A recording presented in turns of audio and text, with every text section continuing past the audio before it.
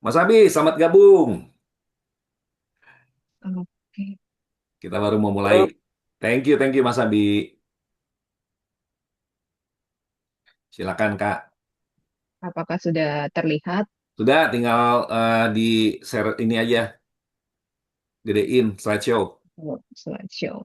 Oke, selamat malam Bapak Ibu. Terima kasih ya untuk waktunya sudah bersedia untuk mendengarkan sedikit sharing dari saya mengenai topik hybrid working space ini. Sebenarnya ini topik yang nggak baru-baru banget. Sebenarnya sudah sering lah kita bahas. Cuma untuk di Indonesia mungkin belum banyak ya yang menerapkan ini, Bapak Ibu. Cuma kebetulan saya sendiri orang yang sudah experience juga dari berbagai tipe kantor yang mungkin dari full WFO, lalu pernah WFH juga, dan juga ya kebetulan saat ini ada kesempatan menjalani hybrid. Nah, makanya saya rasa ini salah satu momen yang tepat juga untuk saya sharing topik ini dan juga saya persilahkan Bapak Ibu kalau misalnya mau bertanya, feel free dan juga mau diskusi boleh ya. Nah, berikutnya saya coba share sedikit mengenai brief profile siapa sih sebenarnya Lydia. Saya sebenarnya bukan HR practitioner ataupun terkait learning development, tapi sepanjang karir saya bekerja sebagai sales related role, baik itu dari consultant atau partner manager, business development, dan kebetulan saat ini saya bekerja di UI Indonesia sebagai market and business development team. Jadi untuk dari awalnya saya bekerja di Business Sweden itu lebih kepada market entry consulting firm untuk perusahaan-perusahaan Swedia yang mau investasi di Indonesia. Berikutnya mungkin Bapak Ibu aware untuk Siemens Indonesia yang kebetulan waktu itu saya di cabang yang di pusatnya yang di TB Simatupang. Jadi salah satu divisi product automation untuk B2B bisnis, tepatnya manufacturing bisnis. Dan kemarin sebelum di EY ini saya join di Monir, uh, industri building material, tepatnya di bidang atap, produk atap. Dan yang saat ini tentunya di UI Indonesia Big Four, jadi saya in charge untuk market business development dan juga support semua service lain yang ada di EY seperti audit, assurance, tax, consulting, dan juga legal teamnya. Nah, di luar dari professional experience, saya juga ada beberapa interest yang mungkin ya biar nggak terlalu boring ya membahas tentang pekerjaan melulu. Jadi ini ada beberapa side side hobi saya yang saya suka lakukan di weekend. Jadi saya suka baca, gambar, ataupun even baking, journaling, dan juga mengarrange event, menjadi EO juga untuk gathering teman-teman. Dan juga kebetulan pekerjaan saat ini pun juga terkait ada membawakan semacam thought leadership juga. Jadi memang ya sesuai lah dengan interest saya sehari-hari dan pastinya ada interest juga untuk keep learning ya, keep continue learning, baik itu hal-hal random things yang untuk personal interest ataupun membantu saya dari segi untuk meningkatkan kompetensi saya di segi profesional. Untuk learning saya sendiri, saya bisa share sedikit saat ini sedang interest banget untuk meningkatkan communication skill saya biar saya lebih familiar lagi dan juga lebih nggak canggung lagi ya ketika melakukan public speaking. Tapi selain itu saya juga ada interest lainnya untuk mempelajari lebih banyak lagi tentang nutrisi, makanan yang sehat, gizi yang seimbang tentang mungkin ya. Itu sedikit tentang personal dari saya. Selanjutnya kita akan bahas lebih dalam mengenai topik hari ini, yaitu pertama saya akan bahas mengenai introduction, apa itu hybrid working, lalu yang kedua benefit dan juga challenges dari hybrid working itu seperti apa, dan juga trust technology leadership bagaimana ini berperan penting ya di dalam hybrid working space ini, dan yang terakhir, poin terakhir adalah key takeaways atau kesimpulan yang dapat kita ambil dari sesi sharing hari ini. Oke, tanpa membuang lebih banyak waktu, kita mulai dulu ya dengan hybrid working ini. Hybrid working ini sebenarnya sudah di-research dari tahun 2000-an. Di ini poin yang pertama adalah tahun 2015, 2016, 2019. Hybrid work is distinct from telework, berbeda dengan telework dan juga fokus bukan hanya tentang di remote work, tapi mengutamakan perubahan ya atau perbedaan dari lokasi kerja. Di poin pertama ini yang saya highlight adalah lebih ke arah distinct. Ya, ini hal yang berbeda dari telework. Lalu yang poin kedua, work is done partly from employer dari tempat kantor atau kantor, lalu separuhnya lagi dilakukan di rumah, rumah karyawan tersebut ataupun tempat lain yang memungkinkan dan menggunakan digital tools untuk berkomunikasi dan collaborate. Tentunya toolsnya yang diizinkan ya, yang comply dengan perusahaan tersebut. Lalu poin yang ketiga, hybrid work ini refer kepada perubahan dari tradisional dan non-traditional work mode.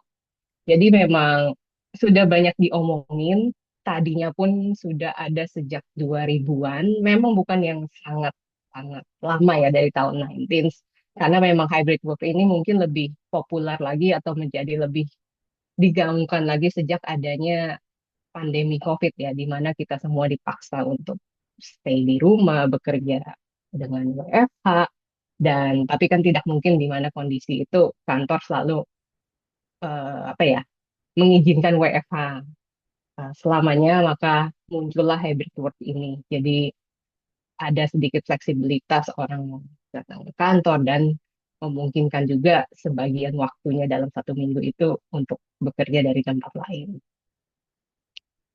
Next.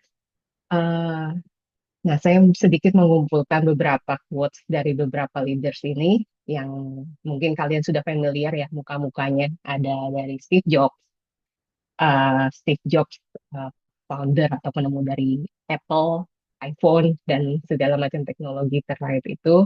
Lalu yang tengah adalah Richard Branson, founder dari Virgin Air, dan yang terakhir tentunya teman-teman, Bapak Ibu pun aware, Elon Musk. Nah, percaya nggak percaya, ini adalah quotes yang muncul dari yang diucapkan oleh mereka. Jadi, creativity comes from spontaneous meeting, from random discussion.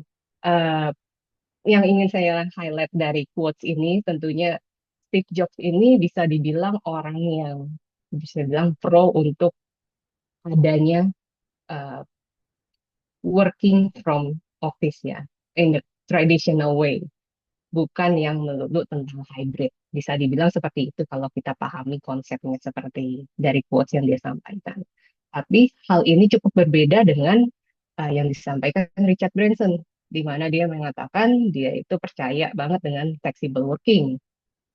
Karyawan, sorry, employers appreciate employee work-life balance, di mana mengutamakan work-life balance daripada karyawannya dan juga memberikan mereka fleksibilitas untuk mengerjakan personal personal thing dari karyawan tersebut. Lalu yang ketiga, seperti kita tahu dia cukup frontal ya, dan hal ini pun dia terapkan di X atau yang namanya Twitter ya sebelum itu bahwa remote work itu no longer acceptable. Ini adalah point of view dari beberapa leaders yang kita cukup familiar di masa saat ini di tahun 2000 ini. Next, tetapi baik itu agree atau tidak agree, kita perlu mengetahui dulu sih sebenarnya sebenarnya apa saja benefit yang dapat dicapai dari hybrid working space itu sendiri. Di sesi kali ini saya bagi menjadi dua. Yang pertama adalah bagi si karyawan tersebut atau employee. Seperti yang Bapak Ibu tahu, tentunya hybrid memungkinkan kita dari kantor, kita juga memungkinkan bekerja dari rumah ataupun tempat lainnya yang disetujui oleh karyawan dan juga pihak kantor. Jadi kami itu dapat dari segi karyawan dapat memanage personal dan professional komitmen, tentunya jika memang ada keperluan mendesak dan atau kebutuhan lainnya, hal itu dapat dilakukan oleh si karyawan tersebut. Dengan adanya fleksibilitas itu tentunya dapat meningkatkan job satisfaction mereka ya, dan hal ini membuat mereka menjadi bisa dibilang stay lebih lama di company tersebut, dapat juga membuat productivity menjadi lebih tinggi dibanding mungkin yang konvensional atau mungkin work from office saja. Di higher productivity ini uh, tidak hanya mengenai fokus bekerja di rumah, tapi bisa jadi dengan adanya less distraction dari mungkin kolega-kolega yang mungkin sedikit-sedikit misalnya kalau di kantor kan orang mengobrol atau bertemu dengan kolega dari divisi lain atau lantai lain yang sebagaimananya kayak pasti adalah orang Indonesia say hi atau misalnya have a small talk gitu kan kayak tidak mungkin cuma 1-2 menit which is memerlukan waktu mungkin 5 menit atau lebih ya tentunya itu menjadi suatu distraction tapi jika memang employee tersebut mau fokus ya itu mungkin bisa dianggap semacam sedikit distraction. Next selanjutnya dari segi employer atau dari company tersebut tentunya membantu mengurangi overhead cost ya mungkin yang tadinya jumlah karyawannya 1.000 jumlah tempat atau area yang disewa oleh kantor tersebut, luasan kantor tidak perlu menjadi sebesar konvensional, sebesar ketika masih zaman bekerja konvensional atau semuanya masuk ke kantor.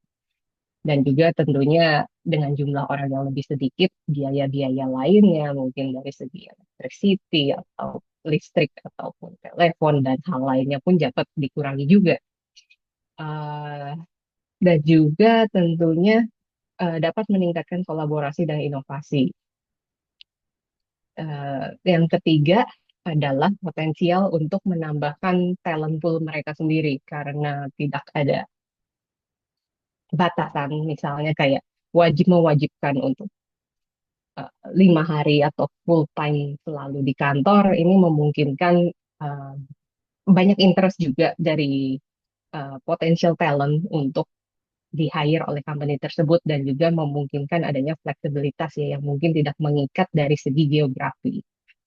Eh, dan tentunya yang terakhir adalah higher employee satisfaction, ujung-ujungnya dapat membantu dari segi employers juga untuk menghemat biaya mungkin terkait recruitment cost ya, karena rekrutmen itu tidak murah dan juga ada semacam training, onboarding, dan hal-hal lainnya juga yang bisa dibilang cukup costly ya jika memang memiliki high turnover gitu, seperti itu.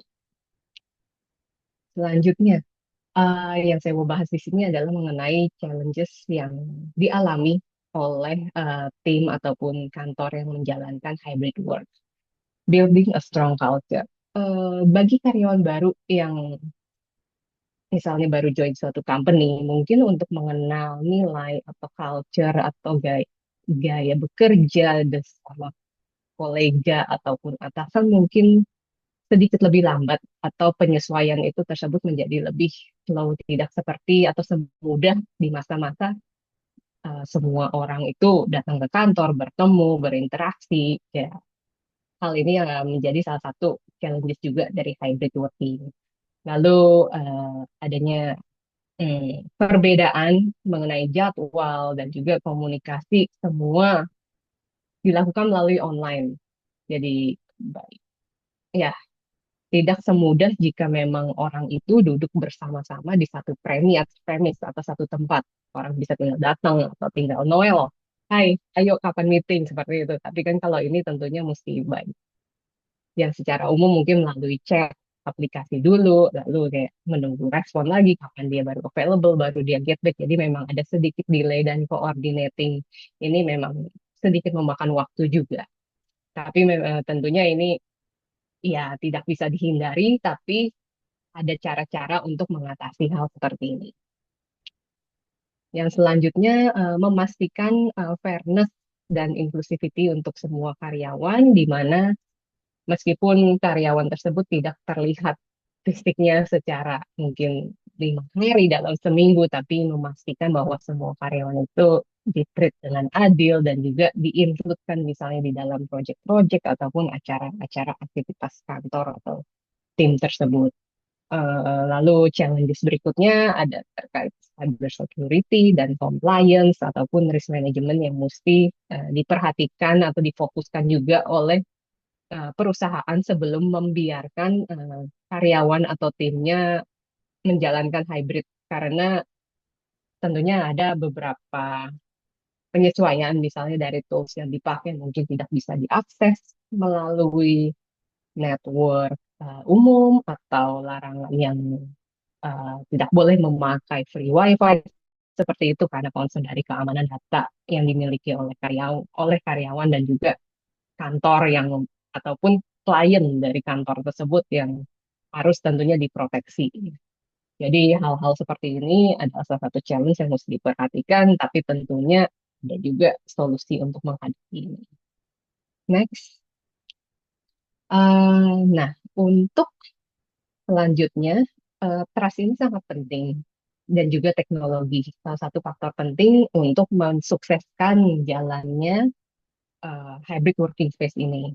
Nah, bagaimana sih cara kita men-build trust ini? Ya, sebenarnya trust building ini ya suatu kompetensi yang kita semua bisa belajar dan kita semua bisa improve. Dan sebenarnya saat ini pun saya pribadi sedang melakukan dan sedang melatih ini juga ya. Ini ada satu quotes yang saya baca dan cukup menarik. For me, an exceptional trust builder is for someone who can build and maintain trust dengan berbagai macam orang. Lalu repair it if it damage and create an environment in which other can easily build trusting relationship. That is learn competency. Jadi dari si buku ini atau Charles Feldman ini, dia percaya bahwa trust itu sesuatu yang dapat didevelop, sesuatu itu yang dapat dipelajari dan dapat diimprove dan dapat membantu juga dalam kita untuk uh, meningkatkan suksesnya atau efisiensi dari si hybrid working environment ini. Selanjutnya kami membahas tentang yang teknologi part, di mana teknologi itu berperan penting sebenarnya dalam mensukseskan hybrid working space ini. Di sini juga saya menemukan satu finding ya. Jika menggunakan surveillance software yang dapat memonitor kayak semacam apa ya, bossware lah ya, atau istilahnya kayak hmm, kita memiliki misalnya salah satu aplikasi mungkin Microsoft Teams ya, jika Bapak Ibu familiar seperti itu kan mungkin ada beberapa statusnya kayak available, away, atau in a call.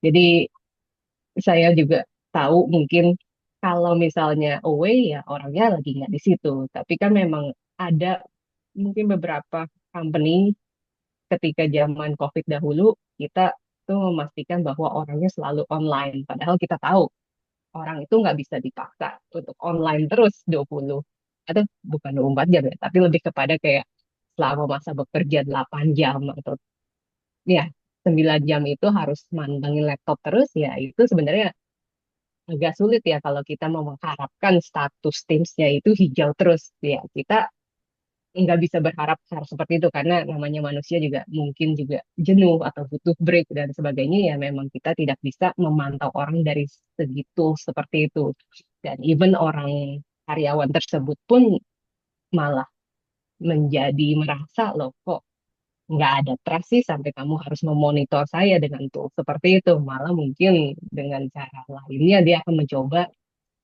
ya mungkin tidak mengaktifkan bagaimana status dia seperti itu apakah dia ada di tempat ataupun dia away.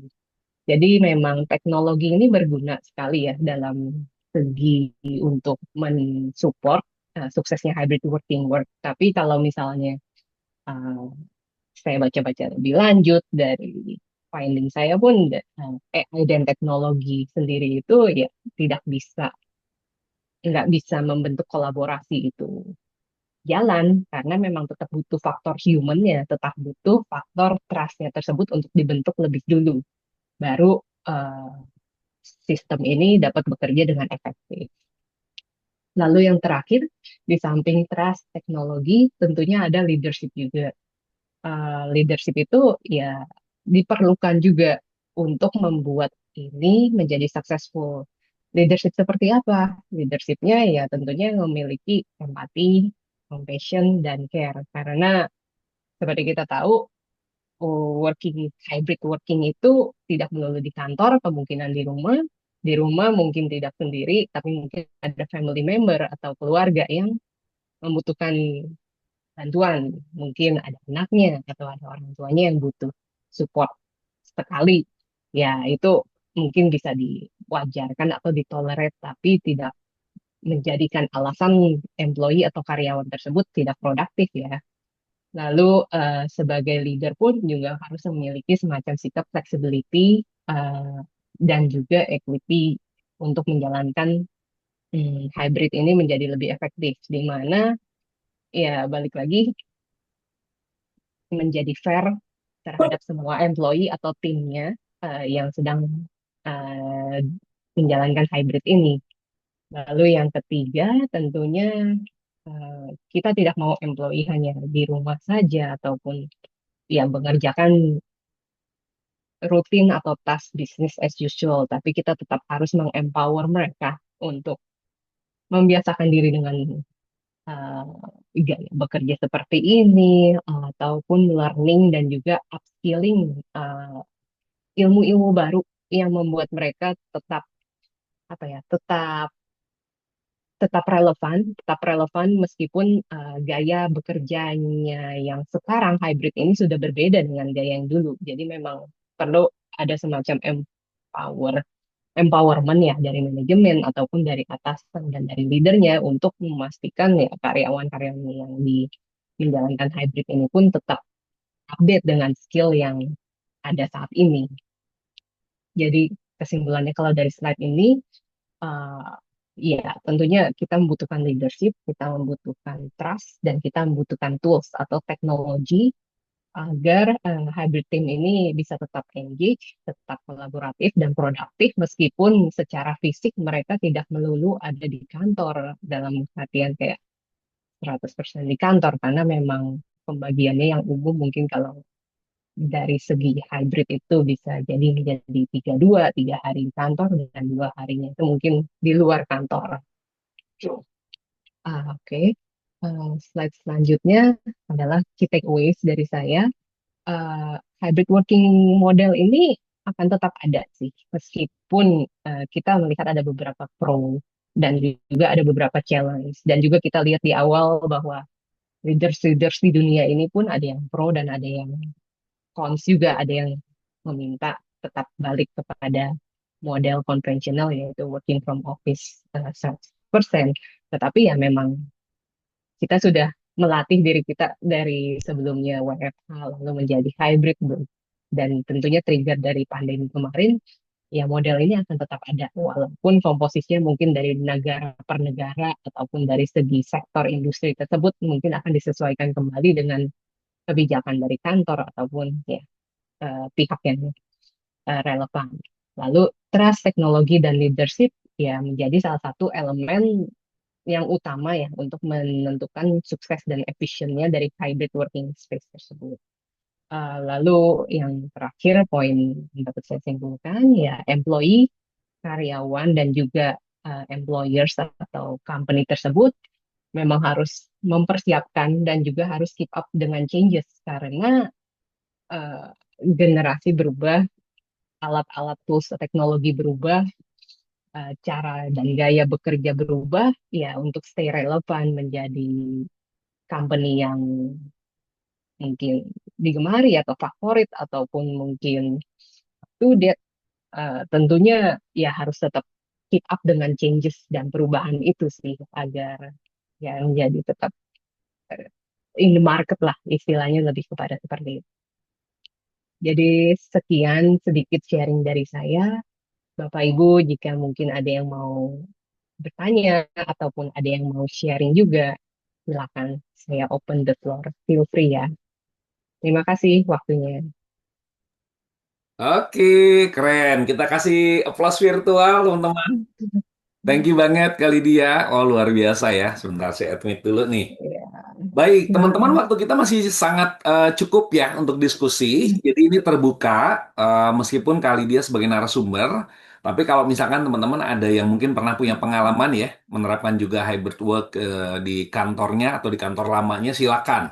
Tadi juga Pak Wirya udah sharing juga nih ya pengalamannya ya. Jadi luar biasa. Nanti kita saling berbagi ya. Oke, ada mungkin yang mau bertanya? Silakan, teman-teman. Ini forum bebas kita, masih ada waktu kurang lebih 30 menit. Silakan, siapa yang mau bertanya? Boleh, bebas mau nanya apa aja. Bola Karup kali. Halo, silakan. Ini Kak Desi ya? Halo, Oh, halo. oke, Iya, ada silakan. aja. Wah, Bukan D ada aja M-nya. tapi D aja ya. Silakan, Kak Des. Maaf off cam. Ini emang Gak apa-apa. biasa kalau hujan internetnya suka eh, ya suka manja gitu deh. Iya, cuma mau sharing dikit aja sih. Kalau di kantor aku memang pada akhirnya sejak pandemi itu kita akhirnya jadi skemanya berubah. Jadi hybrid working space, which is 3-2 ya, 3 hari di office dan 2 hari di apa at home atau anywhere, WFA sih kita bilangnya, work from anywhere. Yang so far selama dari 2020 sampai sekarang, which is sudah 5 tahun ya, itu sangat efektif for the whole our company ya. Jadi yang dari Australia, Malaysia, Socio, India dan sebagainya, bahkan di Prato Italia pun mereka juga sudah menerapkan hybrid working space yang ini sangat-sangat mendukung well-being sebenarnya.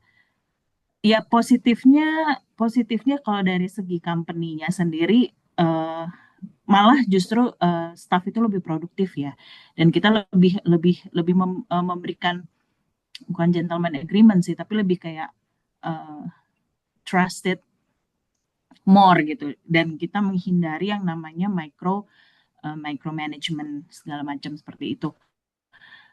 Dan kita lebih ya again karena kita mengutamakan well-being.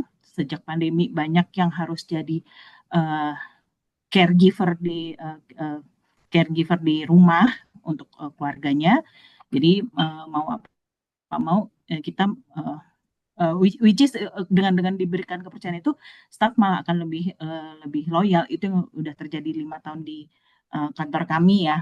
Tapi kalau untuk negatifnya, sebenarnya negatifnya nggak merugikan perusahaan, tapi justru nggak merugikan juga sih. Tapi untuk beberapa staff yang memang dia kebetulan nggak ada caregiver di rumah, akhirnya jadi workaholic. Dalam arti dalam arti mereka nggak bisa menstop uh, jam kerja. Jadi dari kebetulan dengan HO kita di Australia saat ini kadang beda 4 jam, kadang beda 3 jam. Jadi jam 6 pagi mereka udah mulai nyapu sampai jam 9 malam. Jadi uh, itu sih yang malah lagi kita canangkan ke staff untuk uh, please give yourself time gitu. Jadi tetap harus ngebatasin, anggaplah kalau saat lagi di rumah atau lagi di anywhere itu tetap mengikuti jam kerja gitu. Jadi halo, aku hilang ya. Enggak, Kak? Hilang ya. Ada kok. Lanjut, lanjut. Ya. Jadi ya itu sih sebenarnya challenge-nya. Tapi kalau dari segi company so far apa yang terjadi di company kami sih all good ya. Malah ini hybrid jadi lebih banyak yang produktif. Jadi dari segi company tidak ada yang dirugikan, cuma kalau dari segi staff yaitu tadi kita malah lagi memaksa orang-orang untuk come on, tetap ambil cutinya, karena jadi lagi-lagi orang jadi banyak yang lupa untuk mengambil cutinya, menghabiskan cutinya, di mana itu kan hak mereka untuk beristirahat ya dari kerjaan. Terus sama tetap menerapkan jam kerja saat kerja work from everywhere itu. Itu aja sih sharingnya. Jadi mungkin lebih 90%, sorry 80% lah hybrid working ini sebenarnya berdampak positif ya. Tapi balik lagi mungkin tergantung industrinya. Kalau kayak kayak industri di pabrik, konveksi, bla bla bla, itu kayaknya agak susah memang, challenging. Itu aja sharing aku. Thank you.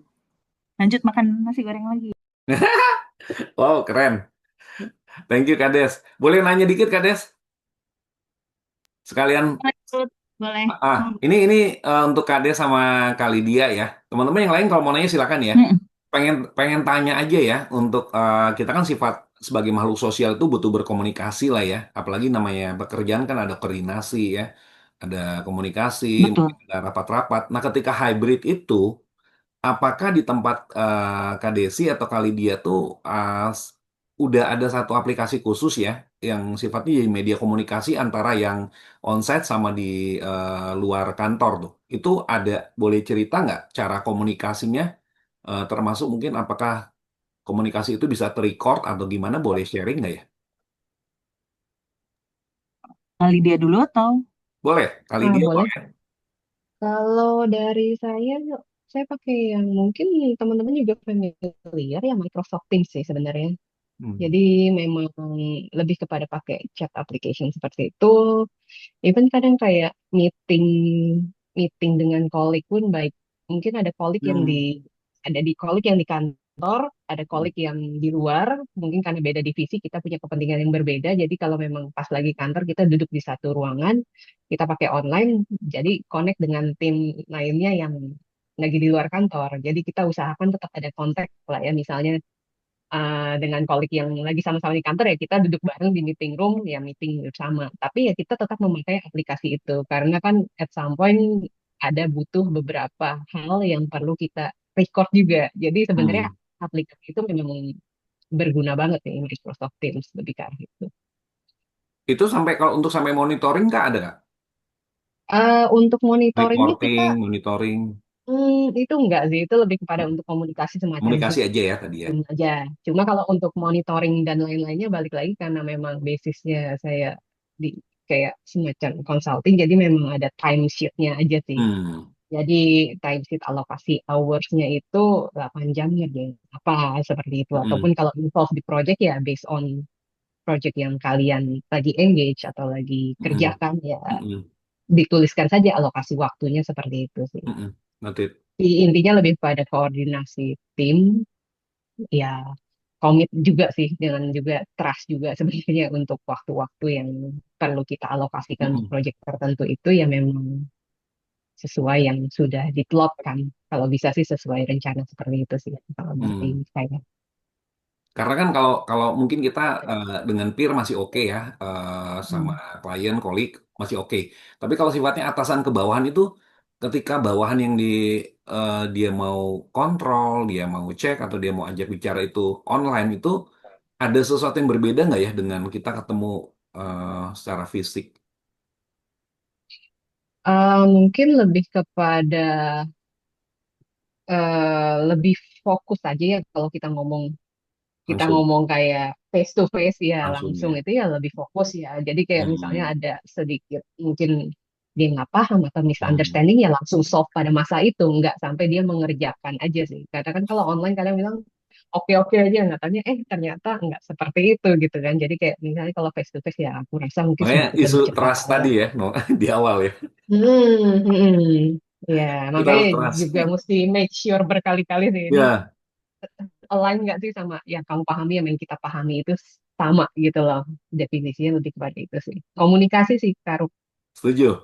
Jadi jangan sampai bawaan kita dikasih kesempatan dari rumah atau tempat lain, tapi kita ngontrol banget juga ya. Itu nggak trust ya. Iya itu malah jadi micromanage kan yang tadi Betul, dibilang itu betul. malah Setuju. jadi ngawasin pakai tools Hmm, ngawasin malah jadinya benar-benar. orang kayak kok nggak percaya sih Oke. sama itu gitu kan. Iya itu Kades ada sih. pengalaman, Kades. Thank you kali dia. Iya, mungkin kurang lebih sama kayak kali dia. Jadi kita punya channel komunikasi yang, aduh justru ini lagi bias banget di kantor lagi ribut. Kita pengen satuin, udah satu aja gitu channel komunikasi. No. Karena saat ini kita pakai email, pakai Zoom, pakai Teams, pakai apa Google Chat, Hmm. pakai Zoom Chat juga, Hmm, Zoom hmm, Call hmm, juga, and then kita pakai Slack. That's a lot of hmm, hmm, communication ways ya yang kita pakai. Dan itu memang secara organisasi udah di udah apa valid dan diakui gitu. Terus satu lagi itu kita kita lagi mencoba untuk meminimalisirkan untuk nggak terlalu banyak channel. Jadi kadang kita terima work order atau ada request kadang dari email, kadang tiba-tiba ke WhatsApp, kadang tiba-tiba ke Teams, kadang jadi Betul. scatter all around gitu. Ya, Nah, betul. untuk saat ini kalau yang tadi dibilang kayak untuk cek untuk lebih trustnya, sebenarnya bukan untuk ngecek juga sih, tapi kita kayak punya tracking work apa ya, tracking work aja sih sebenarnya. Kita Hmm, pakainya Asana, if you have heard. itu berbayar. Iya, Hmm. iya. Jadi kalau secara organisasi kita dengan menggunakan Asana itu semacam mungkin kalau eh, pernah dengar versi Trello-nya, Ya. ya. Nah, tapi kalau Trello itu Ya, lebih minim ya. Kalau Asana dia lebih full full full apa ya? Kontennya tuh lebih banyak. Dia ininya lebih banyak. Jadi kita bisa ada tracking. Kalau apalagi kalau kita project-project yang tadi Mm-mm. antar divisi, misalkan Mm-mm. marketing dengan HRD atau finance dengan Hmm. eh, researcher dan lain-lain, ya itu kita trackingnya lewat situ sih. Jadi kayak misalkan, oh ya udah sampai mana, tapi Hmm.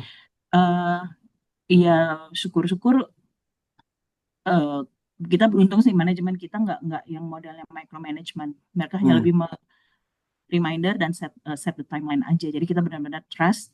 Kalau misalkan emang belum selesai ya belum selesai due date-nya ya Mm-mm. itu bisa jadi acuan. Oh ini kok belum selesai nih, udah lama nih. Masih masih open aja nih Hmm. trackingnya di Asana Iya ya, gitu. kelihatannya. Iya, tapi jujur aku pribadi sendiri, departemen aku di operation facilities, aku nggak mau pakai Asana. Oh, Capek.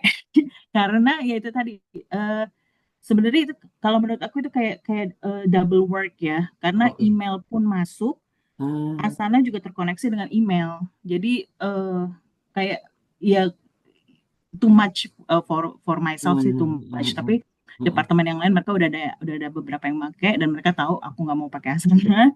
Mm. Jadi if they need me to do something, ya paling mereka email atau remind me on Teams, on any kind of chat.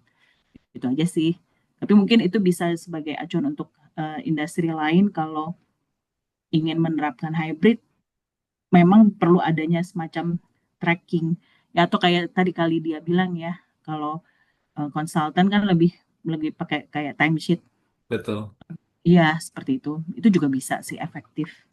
Itu aja sih sharing aku. Thank you. Thank you, Kandes. Udah ada pertanyaan nih dari Mas Utomo di fitur chat ya. Kak, misal sudah diputuskan hybrid, 3-2 lah ya, kan kita anggap 5 hari kerja. Tapi beberapa employee memutuskan untuk tetap onsite 5 hari, karena salah satu challenge tadi, mereka tidak bisa kondusif kalau kerja di luar kantor ya. Kan ada beberapa ya, kayak baby boomer, Gen X juga lebih nyaman dia mungkin onsite ya. Mereka tidak bisa Iya. kondusif kalau kerja di luar kantor, entah itu internet tidak stabil, bahkan di rumah juga ya, distract malah banyak gitu ya, atau tidak ada working area yang memadai atau apapun. Apakah ini menjadi salah satu pelanggaran yang dilakukan karyawan? Atau better kita dan manajemen menjadikan hybrid ini pilihan ya, opsional, jadi bukan bukan satu kewajiban ya. Karena hybrid kan salah satunya akan berdampak juga pada tunjangan yang diberikan, jadi sebuah kebijakan yang tersistem. Jika customable, pastinya akan custom juga di struktur gaji dan sebagainya. Mohon pencerahan. Silakan. Kades, Betul, Kades Pak. boleh, silakan. Iya, jadi kalau di kantor aku kebetulan memang ada beberapa staff yang memang justru dia kalau WFH dengan banyak kendala tadi dan memang pekerjaan itu nggak bisa dibikin WFH ya, Hmm, work from home atau work from anywhere. Contohnya kayak logistik support atau nggak security, itu hmm, kan emang nggak mungkin ya. Dan eh, kalau hybrid scheme yang ada di kantor kami itu memang berupa pilihan. oke. Dalam arti kita nggak pernah harinya pun bebas, harinya masing-masing. Hmm, Ya kadang misalnya minggu ini, saya mau masuknya Senin, Rabu, Jumat. Minggu hmm. depan mau masuknya Selasa, Rabu, Kamis, ya monggo, bebas Itu tiap aja. minggu berarti ya, diatur ya jadwalnya. Eh, Malah kadang kita nggak ngatur jadwal sih. Oh bisa Dia, dadak gitu ya? iya, betul.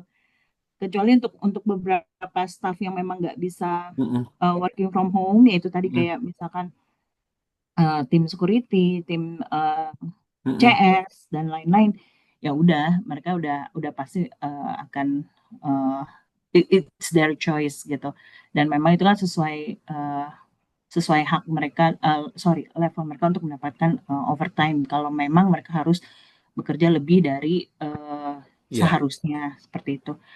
Nggak ada sih Pak, kita nggak ada pelanggaran dan memang itu sebagai opsional. Even oke. though untuk level staff dan supervisor ke atas ya itu opsional.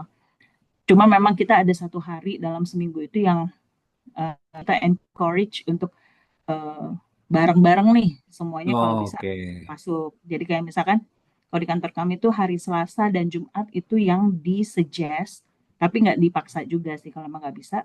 Tapi disuggest hari Selasa dan Jumat itu saatnya masuk. Nah, disitulah hari Selasa tuh biasanya numpuk tuh. Kita ada town hall Mm-mm. meeting lah, ada wah semua meeting dan eh, ya lumayan crowded sih jadinya hari hari Jumat itu. Itu aja sih Pak, tapi nggak ada kita nggak ada pelanggaran karena kita kasih Keren. ya itu tadi kita fleksibel. Bahkan masuk kita kan nggak ada sistem absen juga ya. Jadi kayak gentleman agreement aja sih. Hmm, Datang jam 7 ya udah word untuk pulang jam 4 seperti itu atau sebaliknya datang jam 10 ya mm-mm. kalau bisa pulangnya jam 6 gitu. Seperti itu. Keren. Atau Itu selama pekerjaan itu selesai apa ya mendewasakan karyawan juga ya? iya Setuju. kita mendewasakan harus ya lo udah gede gitu. Kalau Jangan. Kades ngirit ongkos tolnya ya. Nah, itu dia. Kebayang. Ongkos tol, ongkos bensin, dan lain-lain. Kali boleh ditambahin kali. Iya, kurang lebih sih sama Kades. Sebenarnya ini juga bukan pelanggaran karyawan ya, malah bisa dibilang jadi salah satu faktor penarik ya.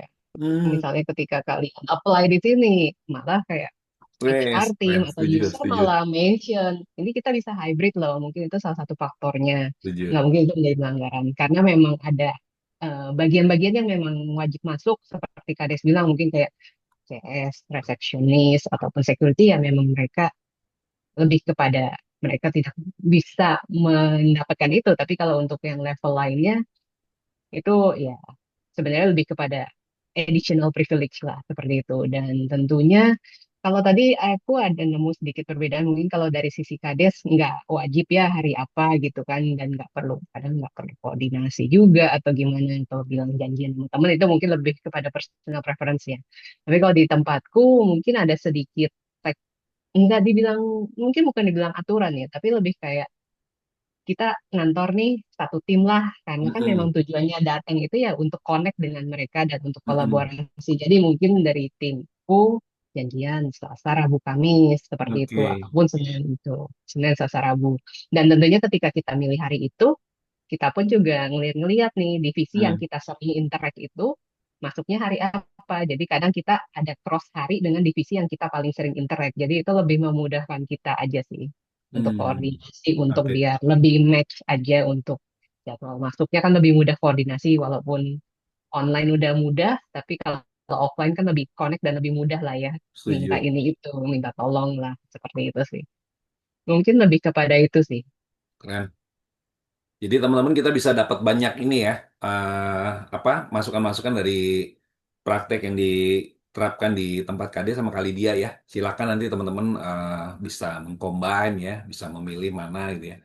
Eh, Tadi di awal kita sempat ngobrol juga sama Pak Wirya ya. Pak Wirya kebetulan juga baru dapat apa Pak hasil penelitian Pak ya?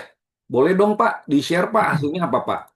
Dari Enggak, bukan penelitian, tapi saya membaca buku, hmm, eh, boleh Pak di-share Pak. Mas Ruben ya. Mm-mm. Ini buku ini ditulis oleh Linda Creighton ya. Hmm, Beliau itu profesor dari London Business School. noted. Memang model pekerjaan ke depan, ya, ini bukunya nih, kelihatan nggak? Aduh, nggak kelihatan. Iya, biasa kalau Zoom kayak gitu Pak kalau udah pakai background.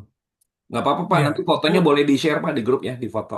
ya model bukunya, eh, model pekerjaan ke depan itu, menurut penelitian si profesor ini, itu memang kelihatannya hybrid Hmm, ke depan seperti itu. Nah, tetapi ini pengalaman anak saya yang paling besar ini 11 tahun dulu tinggal di Australia ya. mm-mm, Sebetulnya model hybrid ini di sana itu bukan hal yang baru ya. mm-mm. anak saya kerja di HP, dia sebagai apa namanya koordinator controller, Hmm. ya dia di finance, Hmm. dia di finance ya di HP gitu. Hmm. Memang pusatnya itu di Australia, jadi dia waktu itu kerja di sana, dia membawahi beberapa negara ya, Hmm. termasuk Indonesia, Malaysia, Singapura, India begitu. Untuk hybrid ini, dia bilang itu harus ada aturan main yang sebetulnya harus disepakati bersama-sama sih ya. Hmm. Artinya ya kedisiplinan gitu ya. Lalu walau sekalipun kerja di rumah, ya dia seperti layaknya pergi ke kantor gitu loh, Pak Ruben Hmm. ya.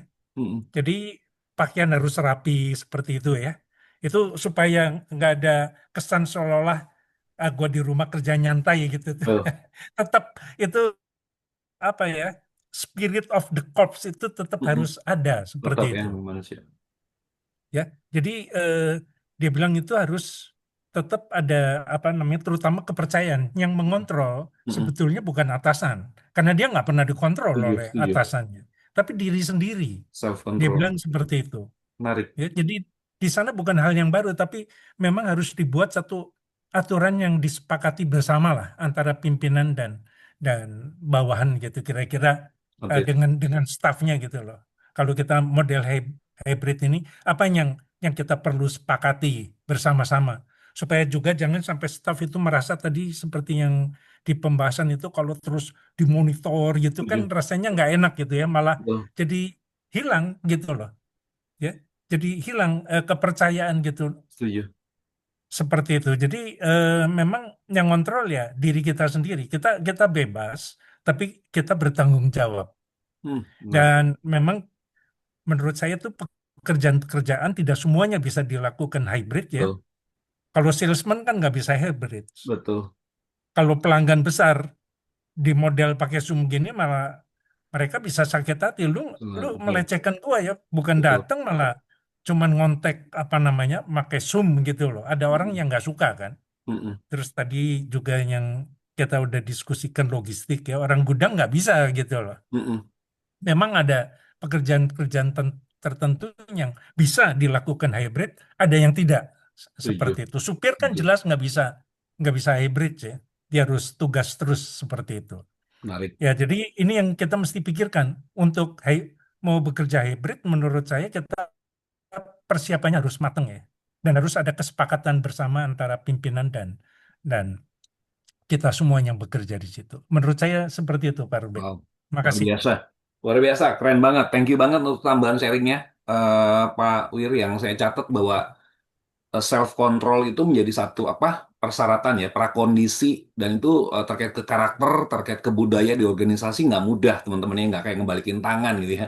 Ketika kita bikin satu kebijakan, pengen mungkin ikutan tempat lain, kita langsung lakukan hybrid ya, jangan-jangan malah jadi nggak produktif itu. Jadi yang dibilang Pak Wir tadi, nggak semua posisi, nggak semua profesi, nggak semua mungkin bidang ya, atau bagian, dan satu lagi juga yang tadi self management, self control tadi itu kan nggak mudah ya. Nah, ini menarik nih kalau di sini mungkin ada teman-teman HC ya. Bagaimana bisa sukses atau enggaknya itu perlu ada prakondisi ya. Thank you banget. Ada lagi teman-teman yang mau bertanya atau mungkin sekedar sharing ya? Ini Arup, forum kita bersama. Arup, Silakan. Arup. Buka nih, Iya, bentar. ya. Malam kakak-kakak semua. Oh, Mas Ical ya? Halo, Waduh, Ya, Mas Ical budak, nih dari budak. Jogja nih. Silakan Mas Ical.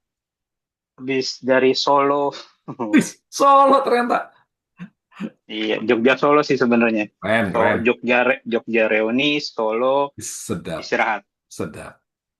Monggo, Jadi monggo kan. ini aja, ya, ini aja sih, cuman mungkin sedikit berbagi apa namanya kondisinya ya. Jadi tadi Pak Wiru sih sebenarnya saya setuju sih.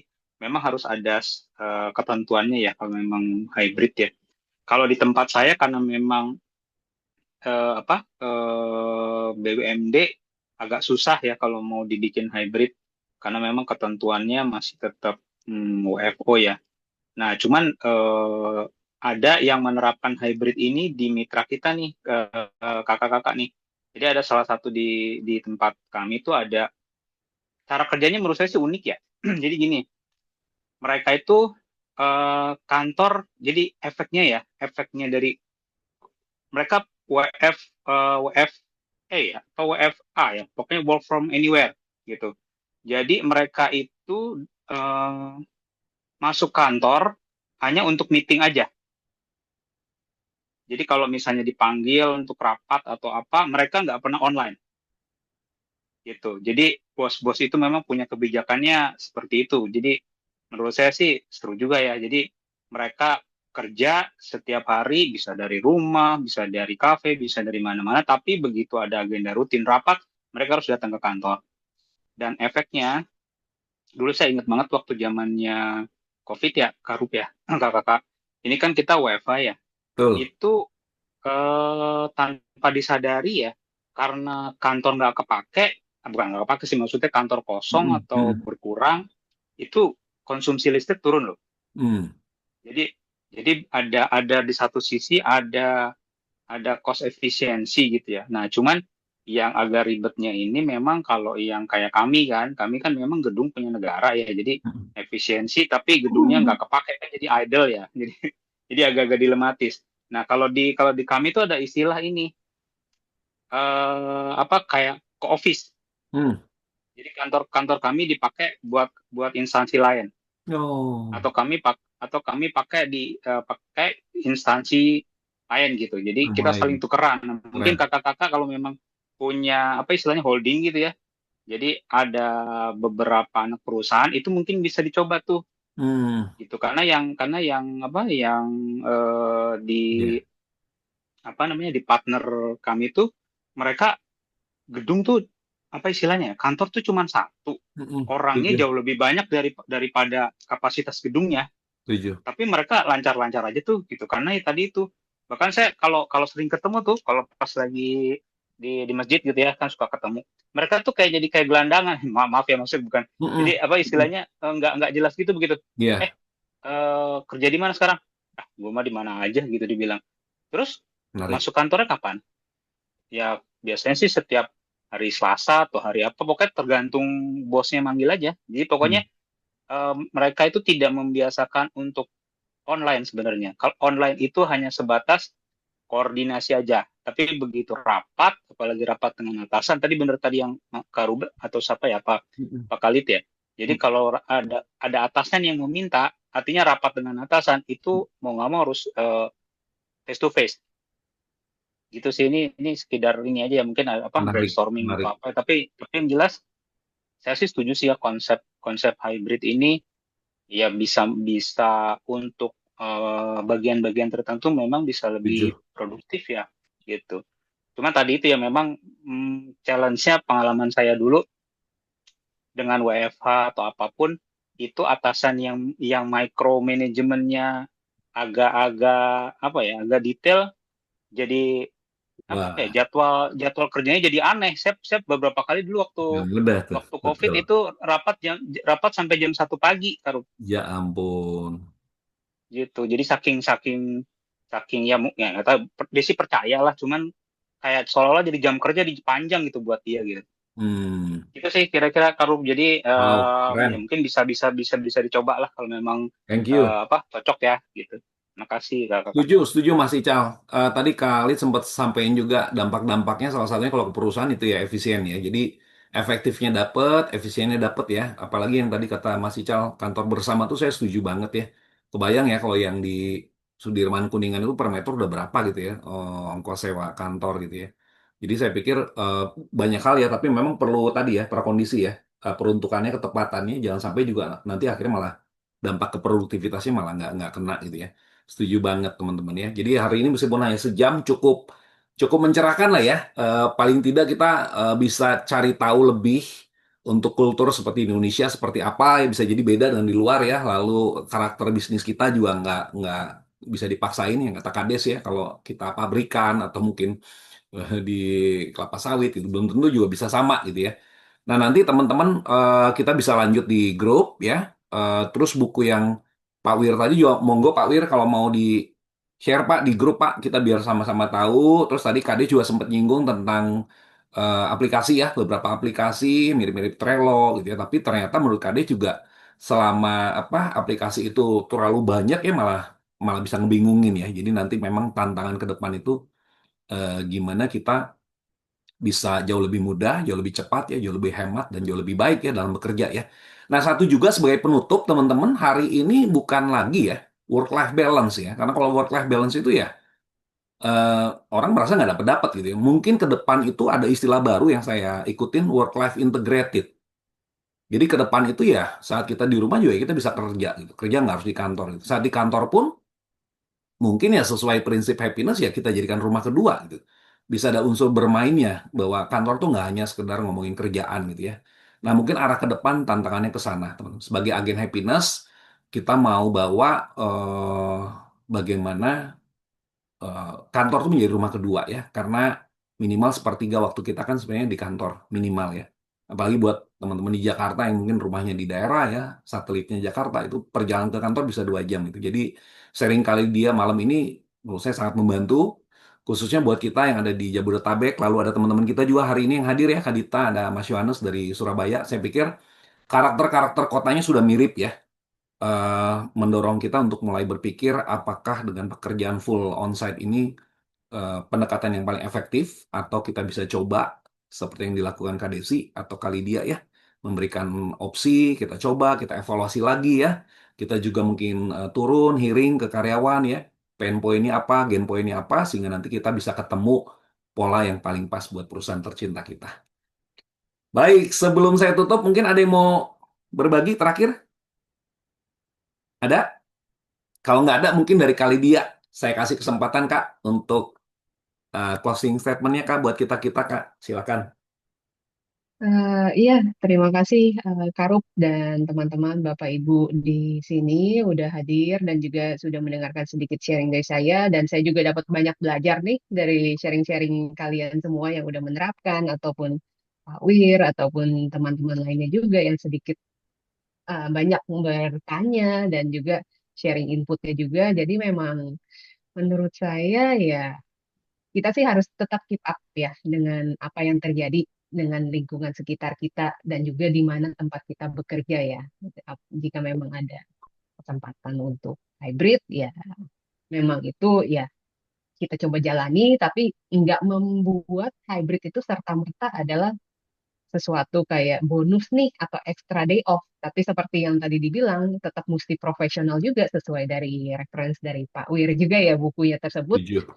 memang harus dress well, selalu ready kayak dicari ready. Kalau mau meeting pun on cam ya tetap bisa seperti itu. Jadi ya memang kita harus tetap profesional regardless apapun metode bekerja yang ditentukan oleh company tempat kita bekerja. Dan tentunya harus menjalankan pekerjaan ini dengan happiness juga ya biar hasilnya lebih efektif dan produktif juga di kantor kita bekerja.